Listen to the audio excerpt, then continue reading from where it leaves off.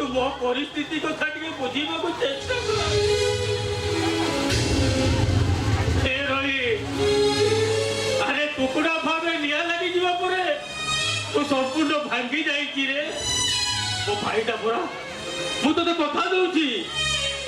आउ किछि दिन अपेक्षा कर मो तो भाई बाइक के निश्चय जोगाड़ कर देबी एनुची कोई कोई 2 वर्ष होई गला किंतु बाइक रो देखा नहीं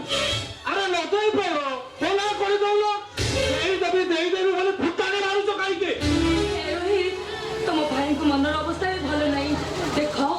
बाइक आज नकेले रे घर किड़ी पाइबा किंतु तुम ती सुधा टंका न सुझिबा लोक माने से हम दांड दुआरे बसिबे ए कथा पर तुमको भलो लागिबो